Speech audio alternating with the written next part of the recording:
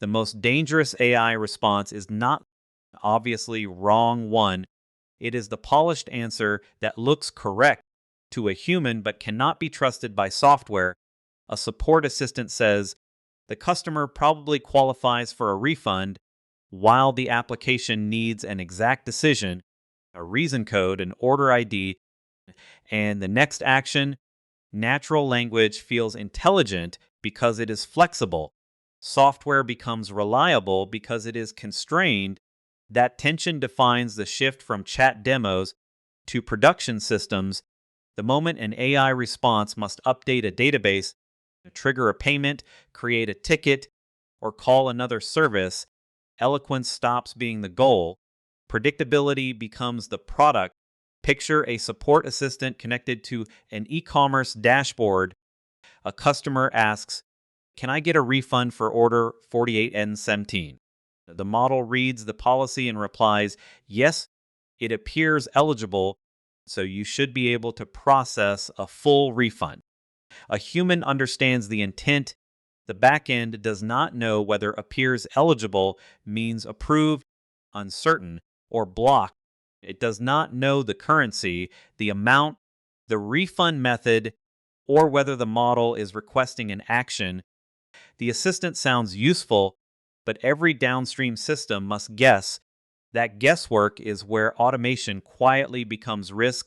The obvious fix is to write a stricter prompt, return JSON, use these keys, never add commentary, always include the order ID. This works until it does not. The model may wrap the object in Markdown, rename a field, produce an invalid enum, omit a required value, or invent an argument that looks plausible. Prompt wording can influence behavior, but it does not create a contract. A contract needs a machine-readable definition of what is allowed, what is required, and what must be rejected. Without that boundary, the system is still parsing prose and hoping the prose behaves like code. The key shift is simple. Stop asking the model to describe the result and require it to produce a valid object. A JSON schema defines the shape. A type model, such as a pydantic class, defines fields, constraints, and accepted values. The refund decision can now require eligible reason code, order ID, amount, and confidence.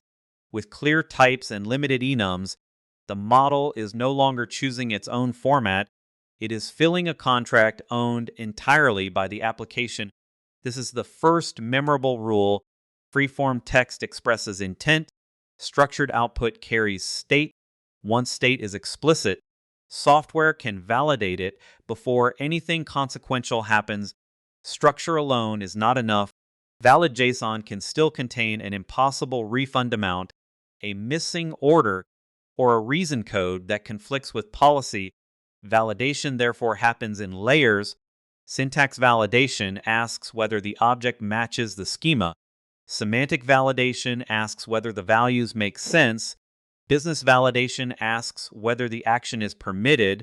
For order 4817, the object may be perfectly formed but rejected because the purchase is outside the refund window.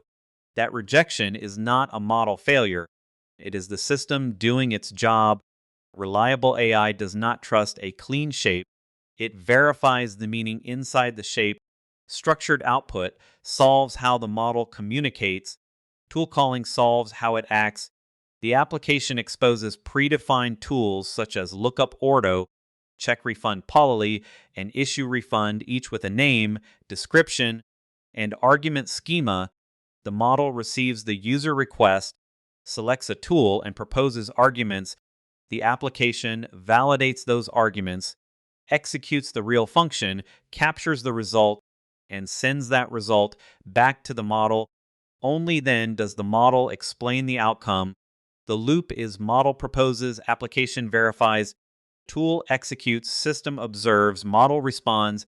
Every stage has a visible input and output that can be inspected. The model never directly touches the database. It requests an operation through a controlled interface. Here is the hidden risk. Choosing a tool does not authorize it. The assistant may select issue refund, but request too much, target the wrong order, or act without confirmation. A tool call is a structured proposal, not a trusted command. The application still applies permissions, limits, identity checks, approvals, and audit logs. The model suggests what happens next. The surrounding system decides whether it is allowed. Tool definitions are not merely API documentation, they are part of the model's decision environment. If two tools have vague or overlapping descriptions, selection becomes unstable. If search orders and lookup order sound interchangeable, the model may call the wrong one. Good tool definitions explain purpose, required arguments, valid situations, and prohibited use. Parameter names should be specific, enums narrow, and optional fields truly optional. A well-designed tool surface reduces ambiguity before validation even begins. The second memorable rule is this: models reason better when the available actions are legible, distinct, and hard to misuse. After execution, the tool result becomes fresh context. For order 4819, lookup ord may return the purchase date, payment method, item status, and customer identity. Check refund polity may return eligible, false with a policy reason. The model now has evidence from the system of record instead of relying on its own memory or assumptions. This is where tool calling becomes more than automation. It becomes a grounding mechanism. The model asks the application for reality, then reasons over the returned facts, but the result should remain structured too, because vague tool output simply reintroduces the same ambiguity one layer later. Production workflows are defined by what happens when something goes wrong. A tool can timeout, return partial data, reject authentication, hit a rate limit, or produce a result that fails validation. The system needs explicit error types, retry rules, fallback behavior, and escalation paths. Some errors are safe to retry, others require new arguments, others must stop the workflow and involve a human. Never let the model improvise success after a failed operation. The refund has been processed must only appear after the refund tool explicitly confirms completion. The third memorable rule is unforgiving but useful. No verified tool result, no claim of action.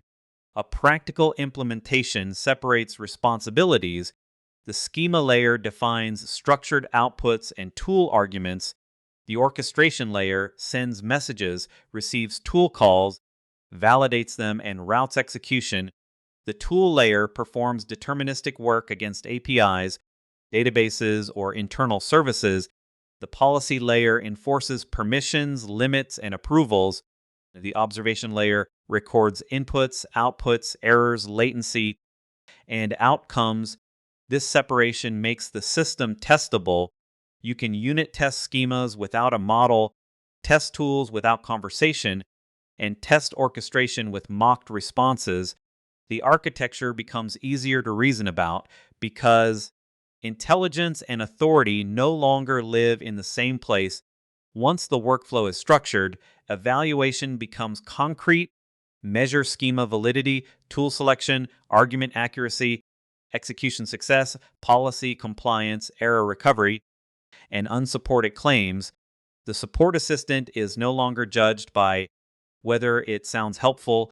It is judged by whether it chose the right operation, supplied valid inputs, respected policy, and reported a confirmed result. Quality moves from style to behavior. The final transformation is architectural, not cosmetic. Structured outputs give the model a contract. Tool calling gives it a controlled set of actions. Validation checks the proposal. Execution happens in ordinary software. Tool results return verified reality. Policies decide what is permitted. Observability shows what happened. In the refund scenario, the assistant no longer guesses, narrates, and hopes. It gathers the order, checks policy, requests an approved action, waits for confirmation, and reports the outcome. That is the difference between an AI feature and an AI system. The model remains probabilistic, but the workflow around it does not have to be. Constraint is what turns generated language into dependable work